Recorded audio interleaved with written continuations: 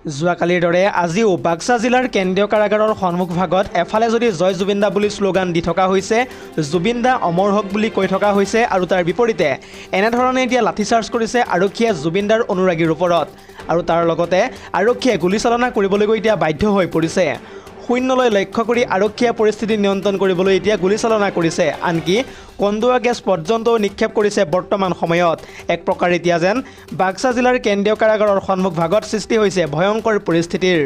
ইতিমধ্যে জুবিনৰ অনুৰাগী সাংবাদিকৰ লগতে আৰক্ষীৰ জোৱানো আহত হৈ পৰিছে। কেৱল ইমানেই নহয়, আৰক্ষীৰ কেইবাখনো বাহন জ্বলাই দিছে এতিয়া জুবিনৰ অনুৰাগীয়ে, আৰু এই পৰ্যন্ত অব্যাহত আছে গুলীচালনা বাক্সা জিলাৰ কেন্দ্ৰীয় কাৰাগাৰৰ সন্মুখভাগত।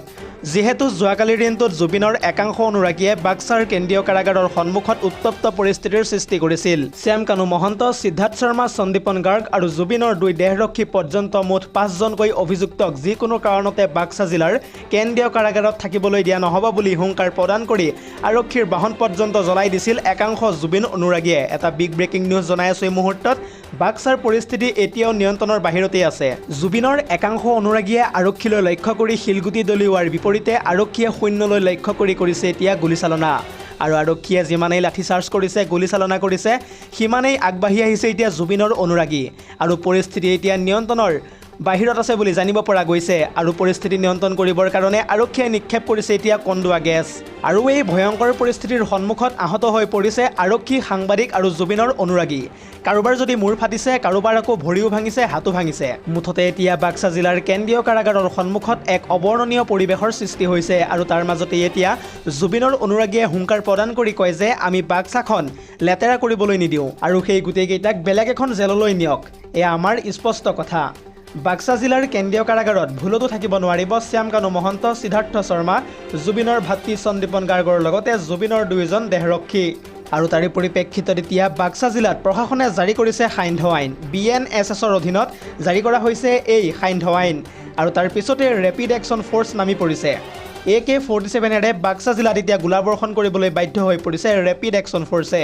কেৱল ইমানেই নহয়, ৰাজ্যৰ কেইবাখনো জিলাৰ পৰা এতিয়া বাক্সা জিলালৈ শ আৰক্ষী জোৱান মোতায়েন কৰা হৈছে, আৰু তাৰ পিছতে এতিয়া ৰেপিড একশ্যন ফ'ৰ্চে অভিযান আৰম্ভ কৰিছে। কন্দুৱা গেছ পৰ্যন্ত নিক্ষেপ কৰিছে শূন্যলৈ লক্ষ্য কৰি প্ৰশাসনে। আগন্তুক 14 দিন পৰ্যন্ত বাক্সা জিলাৰ কেন্দ্ৰীয় কাৰাগাৰতেই থাকিব লাগিব শ্যাম কানু মহন্ত, সিদ্ধাৰ্থ শৰ্মা, সন্দীপন গাৰ্গ আৰু জুবিনৰ 2 দেহৰক্ষী। যিহেতু যোৱাকালিৰ দিনটোত আদালতত অনুনয় বিনয় দেখিবলৈ পোৱা গৈছিল শ্যাম কানু মহন্তৰ লগতে সিদ্ধাৰ্থ শৰ্মাৰ ওচৰত। এটা ডাঙৰ খবৰ জনাবলৈ লৈছোঁ এই মুহূৰ্তত, কিয়নো কেন্দ্ৰীয় কাৰাগাৰলৈ নপঠিয়াবলৈ আবেদন দাখিল কৰিছিল আদালতত। কেন্দ্ৰীয় কাৰাগাৰত জীৱনৰ প্ৰতি ভাবুকি থকা বুলি উল্লেখ কৰা হৈছে সেই বিশেষ আবেদন পত্ৰখনত। কাৰাগাৰত বন্দী 5জন কয়দীয়ে এতিয়া ভয় কৰিছে বেলেগ অভিযুক্তলৈ। নিৰাপদ কাৰাগাৰলৈ প্ৰেৰণৰ অনুমতি প্ৰদান কৰিছে তাৰ পিছতেই আদালতে। বাক্সা জিলাৰ কাৰাগাৰতে ৰখা হ'ব এই 5জন অভিযুক্তক। পৰৱৰ্তী খবৰটো হৈছে BTCত ইতিমধ্যে একশ্যন মোডত এইবাৰ হাগ্ৰামা মহিলাৰী। অতি শীঘ্ৰেই BTCৰ ভূমিহীন পৰিয়ালে লাভ কৰিব ভূমিৰ পটা, আৰু PMAOৰ ঘৰৰ বাবে আজিৰে পৰাই আৰম্ভ হ'ব BTCত জিঅ' টেগিং। আগন্তুক 18 অক্টোবৰ পৰ্যন্ত বৃদ্ধি কৰা হৈছে জিঅ' টেগিঙৰ সময়সীমা, আৰু এই সন্দৰ্ভত সবিশেষ তথ্য জনাম ফুল স্ক্ৰীনৰ জৰিয়তে। পুনৰ জনাইছোঁ, BTCৰ দায়িত্বভাৰ লৈয়ে হাগ্ৰামা মহিলাৰীৰ একশ্যন ষ্টাৰ্ট। BTCৰ প্ৰতিটো ভূমিহীন পৰিয়ালে লাভ কৰিব ভূমিৰ পটা। কেৱল ইমানেই নহয়, প্ৰতিটো দৰিদ্ৰ পৰিয়ালে লাভ কৰিব চৰকাৰী PMAOৰ ঘৰ। PMAOৰ ঘৰৰ বাবে নতুনকৈ কৰা হ'ব ছাৰ্ভেৰ কাম। প্ৰতিটো পৰিয়ালে জিঅ' টেগিং কৰাৰ বাবে সাজু কৰক সকলো নথিপত্ৰ, কাৰণ আহি থকা 18 অক্টোবৰেই হৈছে জিঅ' টেগিং কৰাৰ অন্তিমটো তাৰিখ। BTCবাসীৰ বাবে প্ৰথম কাৰ্যনিৰ্বাহক বৈঠকতে বৃহৎ সিদ্ধান্ত গ্ৰহণ কৰিছে এনেদৰে এতিয়া হাগ্ৰামা মহিলাৰীয়ে। দৰ্শকসকল, আৰু বহুতো গুৰুত্বপূৰ্ণ খবৰ আছে। যদিহে আপুনি এতিয়ালৈকে এই ভিডিঅ'টোত লাইক কৰা নাই, তেন্তে এতিয়াই লাইক কৰি দিয়ক, আৰু এনেধৰণৰ খবৰসমূহ প্ৰত্যেক দিনে পাই থাকিবৰ কাৰণে চেনেলটো ছাবস্ক্ৰাইব কৰি কাষতে থকা বেল আইকনটো প্ৰেছ কৰি ৰাখিবলৈ একেবাৰে নাপাহৰিব। পৰৱৰ্তী খবৰটো হৈছে বাক্সাত এতিয়া কৰ্তন কৰি দিয়া হৈছে ইণ্টাৰনেট সেৱা। অনিৰ্দিষ্ট কাললৈ বাক্সাত বন্ধ থাকিব ইণ্টাৰনেট সেৱা। বাক্সাৰ শেহতীয়া পৰিস্থিতিৰ প্ৰতি লক্ষ্য ৰাখি অসম চৰকাৰে ইণ্টাৰনেট বন্ধ কৰি দিয়াৰ সিদ্ধান্ত গ্ৰহণ কৰিছে। লগতে পৰিস্থিতি নিয়ন্ত্ৰণ কৰিবৰ বাবে এতিয়া বাক্সাত ৰেপিড একশ্যন ফ'ৰ্চো নমাই দিয়া হৈছে। পুনৰ জনাইছোঁ, বাক্সাত কৰ্তন কৰা হ'ল ইণ্টাৰনেট সেৱা। ভয়ংকৰ পৰিস্থিতিৰ প্ৰতি লক্ষ্য ৰাখি সিদ্ধান্ত গ্ৰহণ কৰিছে এনেদৰে এতিয়া অসম চৰকাৰে। BNSSৰ অধীনত 163 ধাৰা জাৰি কৰা হৈছে এতিয়া বাক্সা জিলাত। মুছলপুৰ নিকাচি বাক্সাত এতিয়া সান্ধ্য আইনো জাৰি কৰা হৈছে। এটা বিগ ব্ৰেকিং নিউজ জনাই আছোঁ এই মুহূৰ্তত। কাৰাগাৰৰ পৰা 500 মিটাৰ এলেকাৰ ভিতৰত সমাৱেশত বাধা প্ৰদান কৰা হৈছে। কেৱল ইমানেই নহয়, বাক্সা জিলা কাৰাগাৰত এতিয়া অগ্নিগৰ্ভা সদৃশ পৰিস্থিতিয়ে বিৰাজ কৰিছে। হাজাৰ হাজাৰ লোকে ঘেৰাও কৰিছে এতিয়া কাৰাগাৰখন।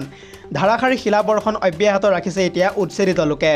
আৰক্ষী সংবাদ মাধ্যমৰ বাহনত অগ্নিসংযোগ কৰাৰ লগতে আক্ৰমণো এতিয়া অব্যাহত ৰাখিছে একাংশ জুবিন অনুৰাগীয়ে। পৰিস্থিতি নিয়ন্ত্ৰণৰ বাবে শূন্যলৈ এতিয়া গুলীচালনা কৰা হৈছে। আৰক্ষীৰ গুলীচালনাকো কেৰেপ কৰা নাই বৰ্তমান সময়ত একাংশ প্ৰতিবাদকাৰীয়ে। কাৰাগাৰৰ ভিতৰত আশ্ৰয় গ্ৰহণ কৰিছে আৰক্ষীৰ লগতে এতিয়া সাংবাদিকেও। বৰ্তমানলৈ আহত হৈ পৰিছে আৰক্ষী সাংবাদিকসহ লগতে আহত হৈ পৰিছে একাধিক লোক আৰু বৰ্তমান সময়লৈকে 15জনকৈ অভিযুক্তক এই সন্দৰ্ভত আটক কৰা হৈছে। পৰৱৰ্তী খবৰটো হৈছে সামাজিক মাধ্যমত ভাইৰেল হোৱা জুবিন গাৰ্গৰ পোষ্টমৰ্টেম ৰিপৰ্টটো সম্পূৰ্ণৰূপে ভুৱা প্ৰচাৰ কৰাসকলৰ বিৰুদ্ধে লোৱা হ'ব কঠোৰ ব্যৱস্থা। এনেদৰে এতিয়া ডাঙৰ মন্তব্য কৰিছে CIDৰ মুৰব্বী তথা মুন্না প্ৰসাদ গুপ্তাই। আৰু এই সন্দৰ্ভত সবিশেষ তথ্য চাওঁ আহক। পুনৰ জনাইছোঁ, সামাজিক মাধ্যমত ওলোৱা পোষ্টমৰ্টেম ৰিপৰ্টটো সম্পূৰ্ণৰূপে ভুৱা প্ৰচাৰ কৰাসকলৰ বিৰুদ্ধে লোৱা হ'ব একশ্যন। SITৰ মুৰব্বী মুন্না প্ৰসাদ গুপ্তাই কৰিছে এনেদৰে ডাঙৰ মন্তব্য। সামাজিক মাধ্যমত এখন ভুৱা পোষ্টমৰ্টেম ৰিপৰ্ট প্ৰচাৰ হৈ আছে। লগতে SITৰ হাতত থকা পোষ্টমৰ্টেম ৰিপৰ্টটোৰ সৈতে সেইটোৰ অকণমানো মিল নাই। প্ৰচাৰ হৈ থকা পোষ্টমৰ্টেম ৰিপৰ্টখনত নাই চিকিৎসকৰ চহীও। লগতে ভুৱা পোষ্টমৰ্টেম ৰিপৰ্ট প্ৰচাৰ কৰাসকল সাৱধান হওক। সামাজিক মাধ্যমত ইতিমধ্যে CIDয়ে ৰাখিছে কাঢ়া নজৰ। এটা ডাঙৰ খবৰ জনাই আছোঁ এই মুহূৰ্তত। এনেদৰে এতিয়া SITৰ মুৰব্বী মুন্না প্ৰসাদ গুপ্তাই কৰিছে ডাঙৰ মন্তব্য। আজিৰ আমাৰ পৰৱৰ্তী খবৰটো হৈছে আন এটা বহুতেই বেছি গুৰুত্বপূৰ্ণ খবৰ। এবাৰ জুবিন গাৰ্গৰ ন্যায় বিচাৰি হিন্দু যুৱ ছাত্ৰ পৰিষদে হুংকাৰ প্ৰদান কৰি কেইবাটাও ডাঙৰ মন্তব্য কৰিছে। আৰু এই সন্দৰ্ভত সবিশেষ তথ্য চাওঁ আহক। হিন্দু যুৱ ছাত্ৰ পৰিষদে এই সন্দৰ্ভত মন্তব্য কৰি কয় যে জুবিন গাৰ্গৰ ন্যায়ৰ নামত অসমক নেপাল সদৃশ কৰিব দিয়া নহ'ব। অসম আৰু অসমীয়াৰ হিয়াৰ আমঠু জুবিন গাৰ্গ আৰু তেওঁৰ পৰিয়ালবৰ্গই মুঠতে ন্যায় পাবই লাগিব। কিন্তু ন্যায়ৰ নামত অসমক নেপাল সদৃশ পৰিৱেশ কৰা হ'ব বুলি একাংশ নৈৰাজ্যবাসীয়ে দিয়া ভাবুকি কেতিয়াও প্ৰশ্ৰয় দিয়া নহ'ব। হিন্দু যুৱ ছাত্ৰ পৰিষদ অসমৰ তৰফৰ পৰা এই মন্তব্য কৰা হৈছে। লগতে সংবাদ মাধ্যমলৈ প্ৰেৰণ কৰা প্ৰেছ বিবৃতিত সংগঠনটোৱে কয় যে প্ৰাণৰ শিল্পীজনৰ ন্যায়িক তদন্তত ব্যাঘাত জন্মাবৰ বাবে এতিয়া একাংশই জুবিন অনুৰাগীৰ নামত ন্যায়ৰ দাবীত অসমখন নেপাল সদৃশ পৰিৱেশ কৰাৰ ভাবুকি প্ৰদান কৰি আহিছে, যিটো ৰাষ্ট্ৰৰ অখণ্ডতাৰ প্ৰতি খুবেই চিন্তাজনক কথা। কেৱল ইমানেই নহয়, একাংশ ৰাজনৈতিক দল ভণ্ড অনুৰাগীয়ে জনগণৰ এই আৱেগৰ সুযোগ লৈ সম্পূৰ্ণ ন্যায়িক ব্যৱস্থাটোক ভেঙুচালি প্ৰদৰ্শন কৰাৰ লগতে ৰাজ্যখন অস্থিৰ কৰিবলৈ উঠি পৰি লগাটো দুৰ্ভাগ্যজনক নহয়, ই গৰিহণাৰহে যোগ্য বুলি এতিয়া স্পষ্টভাৱে প্ৰেছ বিবৃতিটোত উল্লেখ কৰিছে সংগঠনটোৱে। আৰু তাৰ সমান্তৰালকৈ জুবিনৰ দেশৰ তছনছ কৰাত নিমজ্জিত হোৱা এই দল সংগঠন তথা ভণ্ড অনুৰাগীবোৰৰ ওপৰত তীক্ষ্ণ দৃষ্টি ৰাখি প্ৰয়োজন সাপেক্ষে এইসকলক ৰাষ্ট্ৰদ্ৰোহৰ অপৰাধত কঠোৰ শাস্তি বিহাৰ ব্যৱস্থা কৰিবলৈ চৰকাৰক এতিয়া দাবী জনাইছোঁ বুলি ইতিমধ্যে স্পষ্টভাৱে প্ৰেছ বিবৃতিটোত উল্লেখ কৰা হৈছে। ইফালে সংগঠনটোৱে অনতিপলমে জুবিন গাৰ্গৰ ৰহস্যজনক মৃত্যুৰ তদন্ত প্ৰক্ৰিয়াটো ক্ষীপ্ৰ কৰাৰ লগতে ত্ৰুটিহীনভাৱে কৰি প্ৰতিজন অসমীয়াৰ আস্থা আৰু ভৰসাক সন্মান জনাই শীঘ্ৰেই ন্যায় প্ৰদান কৰিবলৈ চৰকাৰক দাবী জনায়। News desk report, ZD news.